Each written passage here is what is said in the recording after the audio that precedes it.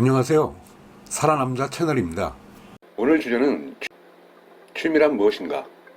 성공한 덕후 톰 클랜시의 이야기입니다. 많은 사람들이 이야기하곤 합니다. 취미가 직업이 되면 더 이상 즐겁지 않게 된다고. 어쩌면 연애와도 비슷한 것이 아닐까요? 누군가를 짝사랑할 때와 실제 연애가 시작된 뒤의 온도 차이는 상당합니다. 갈망과 사위의 딜레마가 아닐까 싶습니다. 원하는 것이 손에 들어오면 사람들은 종종 흥미를 잃습니다. 정말 하고 싶고 좋아하는 일이라도 생업으로 삼으며 매일매일 하다 보면 사람은 좀처럼 열정을 갖지 못하고 지루해합니다. 자신이 원하는 일을 할 수 없는 운명의 경우라면 어떨까요? 자신의 취미를 직업으로 삼지 못하자 평생 짝사랑을 하며 무한한 열정을 오랫동안 불태운 남자를 소개합니다. 남자들은 대개 어린 시절 총과 무기에 흥미를 갖곤 합니다. 장난감총이나 나무칼을 들고 장군이라도 된 양 동네를 뛰어다닙니다. 삼국지와 초안지, 징기스칸과 나폴레옹을 읽으며 남자라면 이렇게 살아야지 하는 감동을 느끼기도 합니다.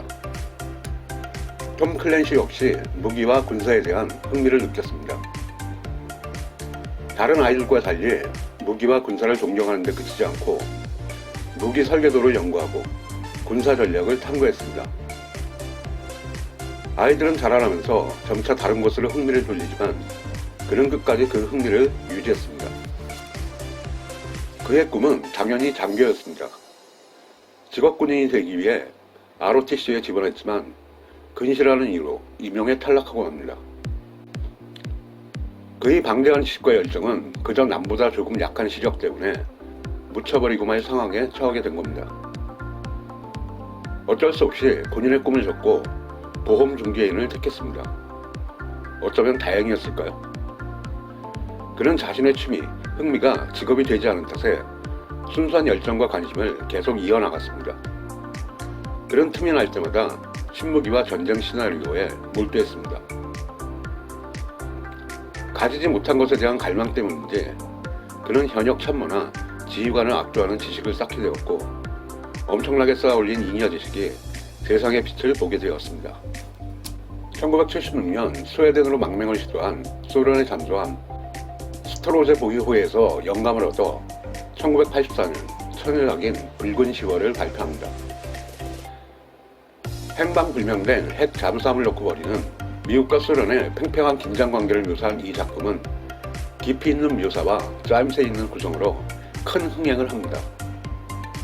2년간 판매량 230만 부, 37주 연속 베스트셀러.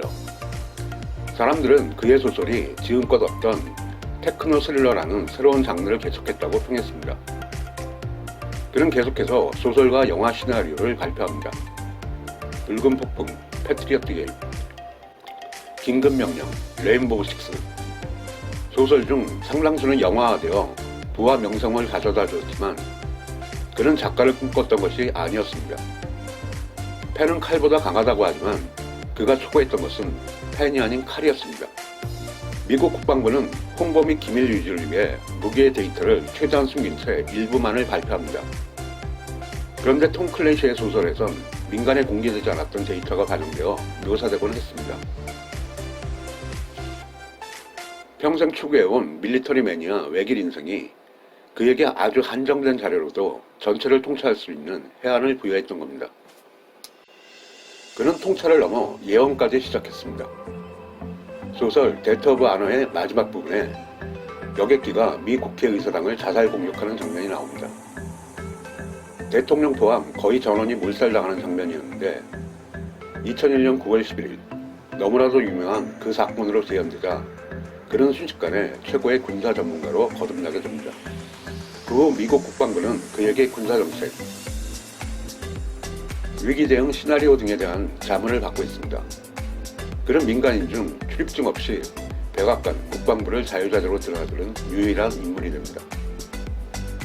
사소한 신체의 결함으로 가지 못했던 일, 그것을 취미생활을 통해 결국 이루어냈다는 점에서 톰 클랜시는 우리에게 귀감이 되는 존재라고 생각합니다. 물론 가볍게 즐기면서 재충전한다는 의미의 취미생활도 큰 의미가 있습니다. 이런 틀에 박힌 취미에 대한 정의 때문에 취미의 가능성을 놓치고 있는 것은 아닐까요? 극한까지 밀어붙인 취미 활동으로 직업인 인상의 경제에 우뚝 선 톰 클랜시. 취미의 의미를 재정의한 그의 삶은 우리에게 많은 생각할 거리를 남겨줍니다.